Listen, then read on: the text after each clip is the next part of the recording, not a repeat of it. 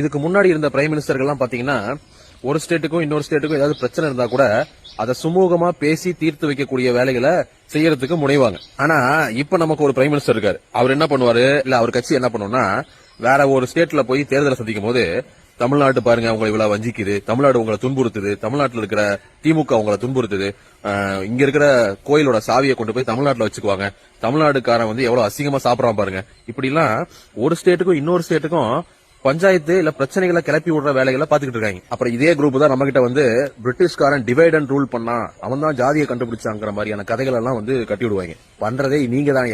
சரி, தமிழ்நாட்டுல வட இந்திய மக்கள் அங்கிருந்து புலம்பெயர்ந்து இங்க வந்து வேலை பார்க்கக்கூடிய வட இந்திய தொழிலாளர்கள் மீது வன்மம் இருக்கா அப்படின்னு கேட்டீங்கன்னா அதுக்கு பல சோசியோ எக்கனாமிக்கல் அண்ட் ஜியோகிராபிக்கல் காரணங்கள் இருக்கு.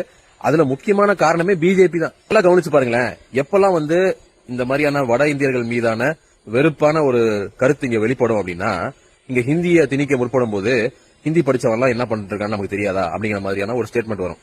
அப்புறம் நியாயமா நமக்கு கிடைக்க வேண்டிய யூனியன் கவர்மெண்ட்ஸ்ல இருந்து வரக்கூடிய கிராண்ட்ஸ் இருக்கு இல்லையா, அதாவது பணம், இந்த பணம் வந்து சரியா வந்து சேராத போது இங்க வந்து நீங்க அந்த ஸ்டேட்டுக்கு வேலை கொடுக்குறீங்க, அந்த ஸ்டேட்டுக்கு வேலை கொடுக்குறீங்க, எங்களை வந்து வஞ்சிக்கிறீங்கிற மாதிரி ஒரு ரியாக்ஷன் இங்க இருக்கும். அப்புறம் இங்க இருக்கிற பிஜேபிங்கிற கட்சி தமிழ்நாடு டெவலப்பே ஆகல, தமிழ்நாடு ஒண்ணுமே இல்லாம போச்சு, தமிழ்நாடு அழிஞ்சு போச்சு, திராவிடத்தால் வீழ்ந்தோம் அப்படின்னு பேசும்போது அதுக்கு ரிட்டாலியேஷனா நீங்க ஆட்சி செய்யற மாநிலங்கள்லாம் எவ்வளவு கன்றாவியா இருக்கு அப்படிங்கிற உண்மைய வெளியே சொல்ல வேண்டிய தேவை ஏற்படும் போது இந்த மாதிரியான ரியாக்ஷன்ஸ் வரும். அப்போ இங்க அரசியல் ரீதியாவோ சமூக ரீதியாவோ பெரும்பான்மையான இந்த மாதிரியான எதிர்கருத்துகள், வட இந்தியர்கள் மீதான எதிர்கருத்துகள், எதிர் விமர்சனங்கள் எப்ப வரும் அப்படின்னா, இந்த பிஜேபிங்கிற கட்சி இருக்கு இல்லையா, இந்த கட்சி குறிப்பா நமக்கு செய்யக்கூடிய அநியாயங்களையும் அக்கிரமங்களையும் எதிர்த்து கேட்கும் போதுதான் வெளிப்படும். இந்த வட இந்தியால போய் பீகார்ல போய் தமிழர்கள் உங்களை துன்புறுத்துறாங்க, இல்ல திமுக உங்களை துன்புறுத்துது அப்படின்னு சொல்றதுக்கு முன்னாடி நீங்க தான் எங்களை துன்புறுத்திட்டு இருக்கீங்க, எங்களுக்கு நியாயமா கிடைக்க வேண்டிய விஷயங்களை தடுத்து வச்சிட்டு இருக்கீங்க, அதுக்கு வெளிப்பாடா இல்ல அதற்கு ஒரு ரியாக்ஷனா தான் இந்த மாதிரியான ஸ்டேட்மெண்ட்ஸ் எல்லாம் வருதுங்கிற உண்மையை அங்க சொல்லுங்க.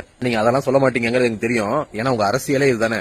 இந்த பிராமின் பனியா லாபி காலங்காலமா என்ன பண்ணிருக்கா, இந்தியா முழுக்க தமிழர்கள் மீதும் திராவிடர்கள் மீதும் திராவிடம் அப்படிங்கிற தத்துவத்தின் மீதும் ஒரு வெறுப்பு, ஒரு ஒவ்வாமைய இந்தியா முழுக்க கட்டமைச்சு அதன் அடிப்படையில தான் வந்து இங்க மத்த மாநிலங்கள் எல்லாம் ஆட்சி அதிகாரத்தை பிடிக்கக்கூடிய வேலைகளை பண்ணிட்டு இருக்கீங்க. அதுக்காக இங்க இருக்கிற முதலாளிகள் எல்லாம் வந்து உழைப்பு சுரண்டலே பண்ணலையா, வட இந்திய மக்களை வந்து எக்ஸ்பிளாய்ட் பண்ணலையா அப்படின்னு கேட்டீங்கன்னா அதுவும் நடக்குதுதான். ஆனா இந்த பிஜேபி காரங்களுக்கு அது மேல எல்லாம் அக்கறை கிடையாது. இந்த மாதிரியான வெறுப்பு அரசியலை கட்டமைச்சு தேர்தலை ஜெயிக்கணும், அதை நம்ம முறியடிக்கணும். நீங்க என்னதான் தகுடு தத்துவம் வேலை பார்த்தாலும் பீகார் மக்களுக்கும் இல்ல வட இந்திய மக்களுக்கு நல்லா தெரியும், தமிழ்நாடு வந்தோரை வாழ வைக்கும்.